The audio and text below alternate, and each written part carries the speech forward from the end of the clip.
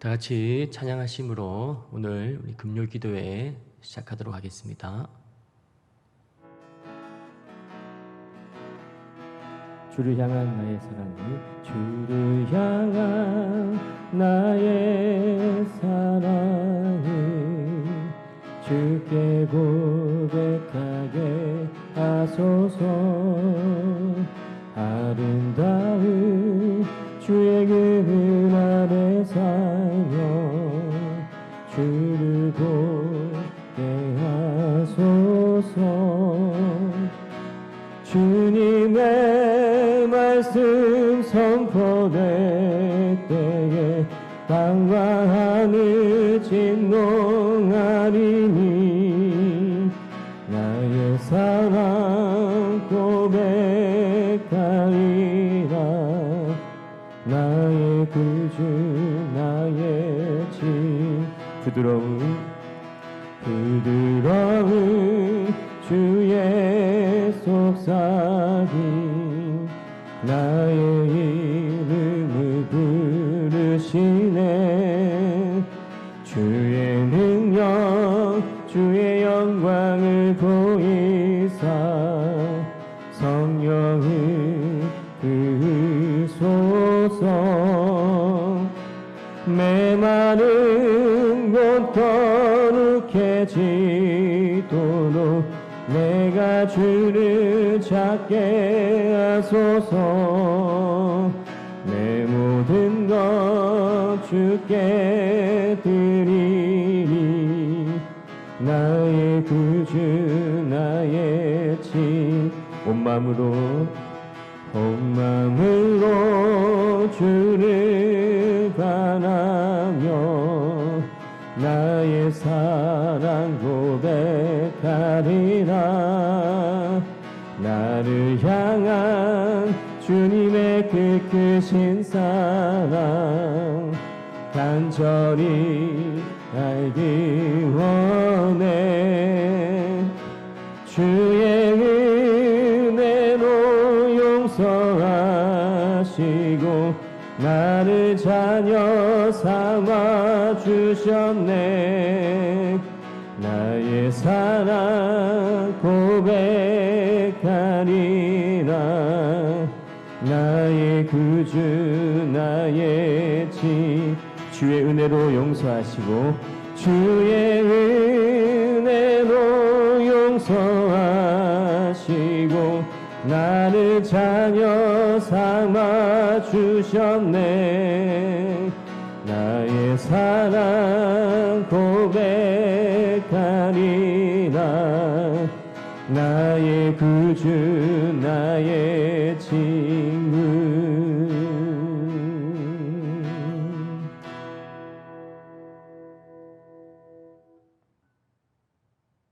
창세기 27장 34절에서 36절까지 말씀을 보겠습니다. 창세기 27장 34절에서 36절의 말씀입니다. 에서가 그의 아버지의 말을 듣고 소리내어 울며 아버지에게 이르되 내 아버지여 내게 축복하소서. 내게도 그리하소서. 이삭이 이르되 내 아우가 와서 속여 내 복을 빼앗았도다. 에서가 이르되 그의 이름을 야곱이라 함이 합당하지 아니하니이까 그가 나를 속임이 이것이 두 번째니이다. 전에는 나의 장자의 명분을 빼앗고 이제는 내 복을 빼앗았나이다. 또 이르되 아버지께서 나를 위하여 빌 복을 남기지 아니하셨나이까. 아멘. 버크 헤지스의 파이프라인 우화라는 책이 있는데요.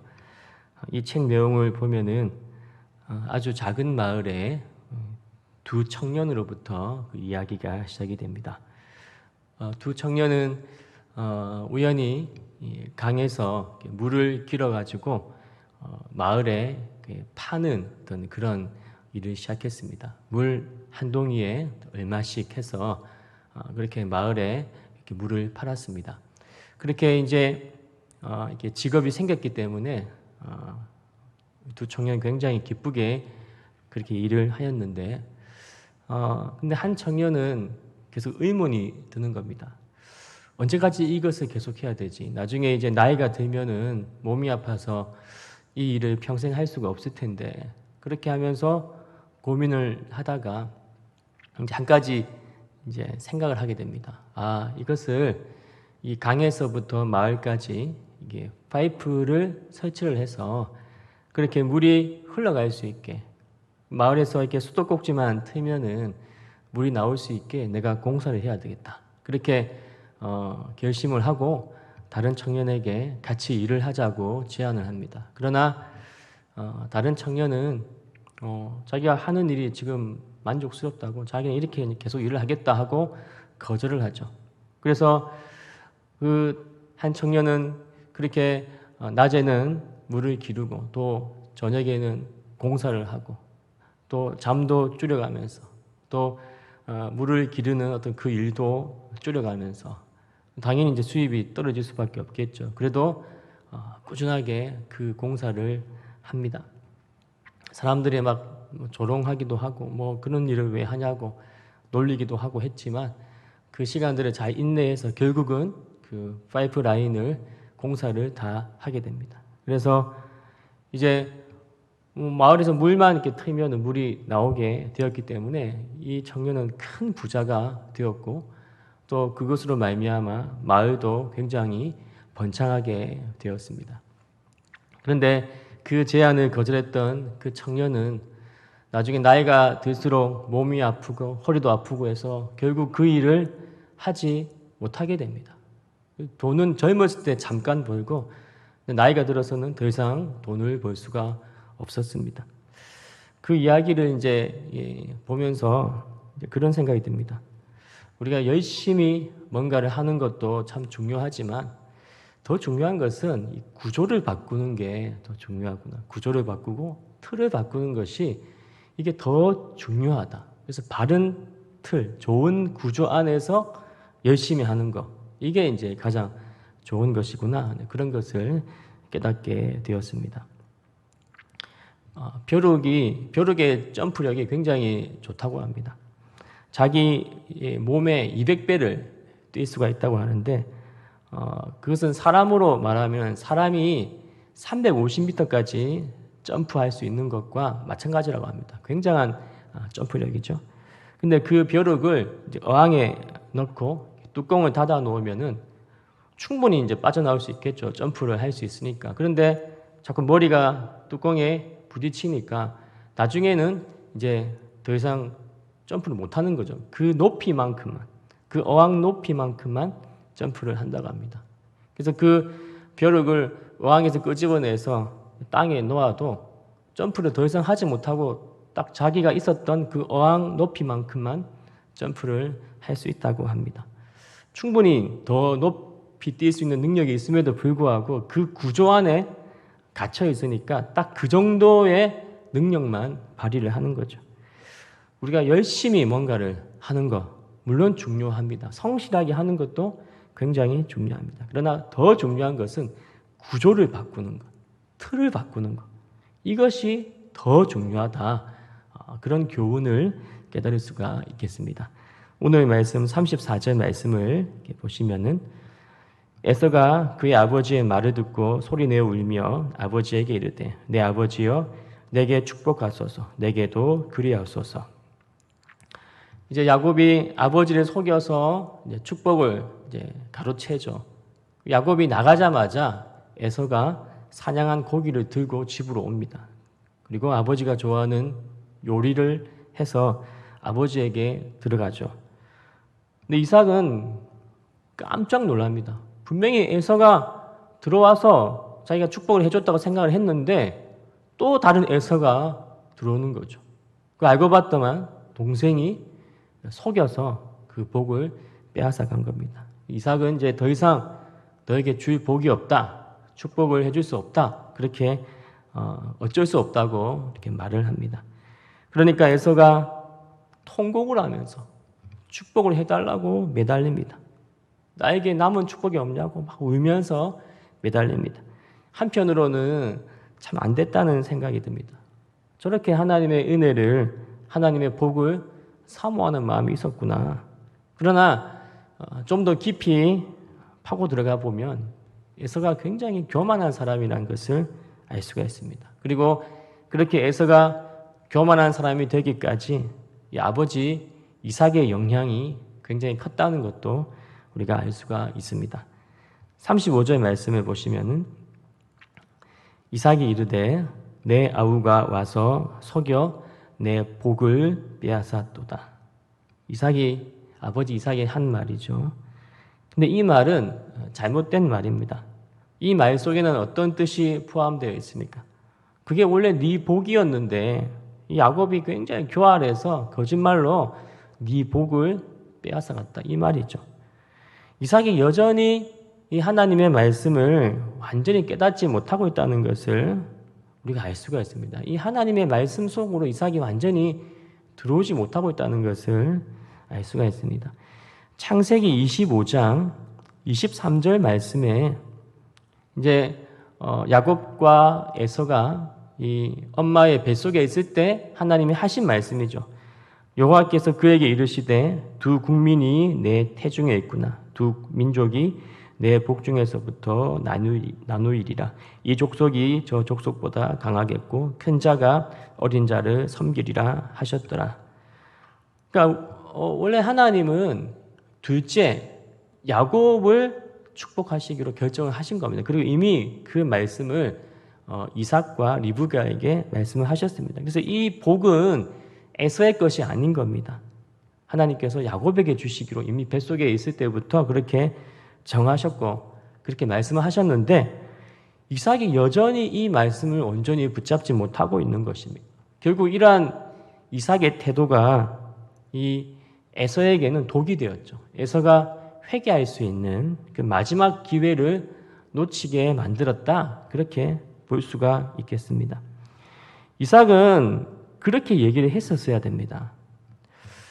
나는 하나님께 불순종하고 억지로 첫째인 너에게 축복하려고 했는데 하나님이 그것을 막으시고 원래 정해놓으신 둘째에게 그렇게 축복이 흘러갔다. 이렇게 되는 게 맞다. 그 축복은 네 것이 아니다. 우리가 잘못 생각한 것 같다. 우리 이제 회개하고 야곱을 축복해 주자. 그렇게 해야지 되는데 그렇게 하지 않고 뭐라고 얘기합니까? 네 아우가 와서 속여 네 복을 빼앗았도다. 아직도 하나님의 말씀을 온전히 붙잡지 못하고 있다. 이제 그렇게 볼 수가 있습니다. 그러니까 에서가 뭐라고 얘기합니까? 그가 나를 속임이 이것이 두 번째니이다. 전에는 나의 장자의 명분을 빼앗고 이제는 내 복을 빼앗았나이다. 그러니까 에서도 이 복은 내 건데 빼앗겼다. 장자의 명분도 내 건데 빼앗겼다. 이렇게 이제 철석같이 믿고 있는 거죠. 아까 우리 나누었던 창세기 25장 23절의 말씀을 에서가 모르는 것 같아요. 아마 이삭이 이 말씀을 에서에게 가르치지 않았던 것 같습니다. 에서는 그 당시에 아주 잘 나가는 사냥꾼이었습니다. 그때 사냥꾼은 하여튼 성공한 사람이었어요. 사회적으로 굉장히 성공한 사람이고 잘 나가는 사람이었습니다. 그러나 에서는 하나님의 말씀은 몰라요. 굉장히 유능하고 뭔가 잘하지만 잘 살지만 하나님의 말씀을 모르는 에서인 겁니다. 요즘 시대도 마찬가지죠. 우리 부모들이 자녀들에게 여러 가지 교육, 양질의 교육을 시켜주려고 투자를 아까워하지 않습니다. 무리해서라도 좋은 교육을 시켜주려고 합니다. 왜? 이 세상에서 성공하기를 원하기 때문이죠. 그러나 성경을 가르치기 위해서 투자하고 성경을 가르치기 위해서 몸부림치는 부모님들은 사실은 극소수라는 것을 우리는 인정하지 않을 수가 없습니다. 그러나 에서처럼 이 땅에서 정말 공부도 잘하고 좋은 직장 가고 돈도 잘 벌고 그러나 성경은 모른다. 또 다른 에서가 될 수가 있다는 거예요. 우리가 이 본문을 굉장히 두려운 마음으로 우리는 받아야 될 것 같습니다. 또 다른 에서를 우리가 만들 수 있습니다. 성경에 대해서는 굉장히 무지합니다. 성경에 대해서는 관심도 없고 잘 몰라요. 말씀에 대해서 순종한다는 개념도 거의 없어요. 근데 이 땅에서 너무 공부도 잘하고 돈도 잘 벌고 너무 잘 나갑니다. 그게 사실 에서의 모습일 수 있거든요. 에서는 자기가 복을 받기 위해서 최선을 다해서 사냥에 성공합니다.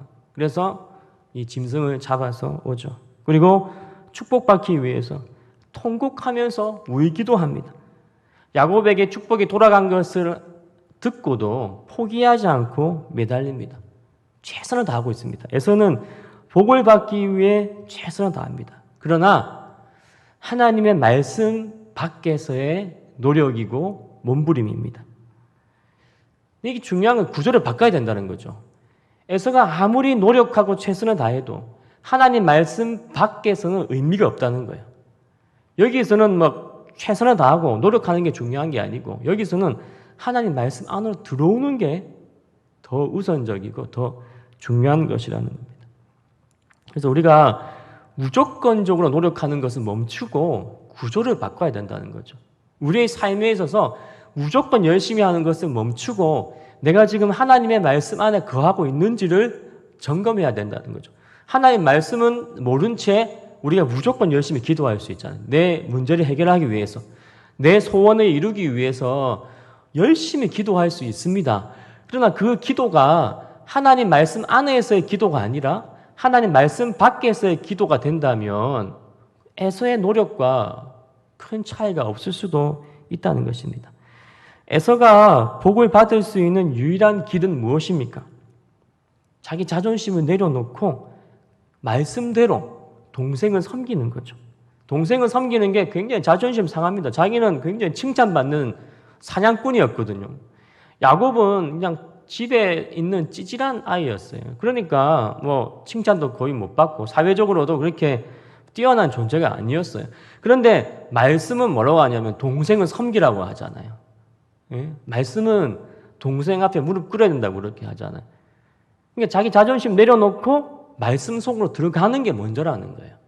말씀 안에 거하는 게 더 우선적이라는 것입니다. 그런데 에서의 노력은 말씀 밖에서의 말씀과 상관없는 자신의 몸부림이고 노력이었다는 것입니다. 그러면 그 모든 노력들은 허사가 될 수밖에 없습니다. 하나님 말씀 붙잡고 야곱에게 고개 숙이는 것, 야곱을 섬기는 것, 그것이 바로 에서가 복을 받을 수 있는 유일한 길인 거죠. 그 말씀 속에 에서의 유일한 복 받는 길이, 자기가 살아날 수 있는 길이 있었던 것입니다. 예를 들어서 노아의 시대에 대홍수가 있지 않았습니까? 근데 뭐 이야기를 만든 건데, 예를 들어서 어떤 사람들은 대홍수가 올 것이라는 것을 알게 되었어요. 아, 홍수가 오는 거 믿었어요. 홍수 온다. 그래서 이 사람들이 무슨 결정을 했냐면, 우리는 가장 높은 산으로 올라가자. 그 높은 산이 만약에 뭐 에베레스트 산이라면 이 사람들 목숨을 걸고, 그 올라가는 것 자체가 목숨을 거는 거 아닙니까? 목숨을 걸고 그 에베레스트 산으로 올라갑니다. 또 거기서 있는 것 자체가 굉장히 춥죠. 그럼에도 불구하고 인간 승리를 하는 거죠. 예. 자신들의 한계를 뛰어넘어서 그 산 꼭대기에 올라갑니다. 살기 위해서. 진짜 노력한 거죠. 최선을 다한 거죠. 인간의 한계를 뛰어넘은 거죠. 그래서 이제 홍수가 임합니다. 어떻게 됐을까요? 다 죽었죠. 아무리 그 에베레스트 산 꼭대기에 텐트 치고 있는다 할지라도 다 죽습니다. 왜냐하면 하나님께서 창세기 6장 17절에서 이렇게 말씀하시거든요. 내가 홍수를 땅에 일으켜 무릇 생명의 기운이 있는 모든 육체를 천하에서 멸절하리니 땅에 있는 것들이 다 죽으리라. 땅에 있는 것들이 다 죽으리라. 이것은 뭐 아무리 높은 산 위에 있다 할지라도 죽는다는 거죠. 그리고 뭐라고 말씀하시냐면, 그러나 너와는 내가 내 언약을 세우리니 너는 네 아들들과 네 아내와 네 며느리들과 함께 그 방주로 들어가고, 그 방주는 뭡니까? 노아가 만든 방주죠. 그러니까 하나님의 말씀에는 땅 위에 있는 모든 것들은 홍수로 죽을 것이다. 살기 위해서는 방주로 들어가야 된다. 이 말씀을 하셨는데, 아까 제가 만든 이야기에서의 그 사람들은 말씀은 모른 채로 최선을 다한 거예요. 말씀은 모르니까 그냥 살기 위해서 인간의 한계를 뛰어넘는 노력을 했습니다. 그러나 결론은 뭡니까? 죽음이라는 거죠. 결론은. 이게 진짜 무서운 겁니다. 하나님의 말씀 모르고 하나님의 말씀 믿지 않고 하나님의 말씀 안에 거하지 않으면서 노력하고 피땀 흘리는 것들이 아무 소용이 없는 게 되잖아요. 그래서 구조를 바꾸는 게 더 중요하다는 겁니다. 노력보다 더 중요한 것은 구조를 바꾸는 것입니다. 그래서 이 에서는 통곡하죠. 말씀 밖에서의 통곡과 눈물입니다. 말씀 안으로 들어와야지만이 그 눈물과 그 통곡이 의미가 있게 되는 것입니다. 그래서 에서는 이렇게 기도했어야 됩니다. 하나님, 동생을 선택하신 것이 이해도 안 되고 또 자존심도 많이 상하지만 그래도 하나님의 말씀을 따를 수 있게 힘을 주세요. 동생을 섬길 수 있게 힘을 주세요. 그렇게 기도했다면 아마 하나님이 에서에게 큰 복을 주셨을 것입니다. 우리의 찬양과 우리의 기도, 우리의 예배가 에서의 찬양, 에서의 기도가 되지 않기를 소망합니다. 말씀 안에서 기도하셔야 됩니다. 하나님 말씀 붙잡고 그 말씀을 믿음으로 받아들이고 그리고 말씀에 순종하시면서 기도하셔야 되는 거예요. 그 말씀 안에서 찬양하셔야 됩니다. 무조건 음악이 좋아가지고 그냥 흥겨워서 감동적이어서 감정적으로 찬양하는 거 큰 의미 없습니다.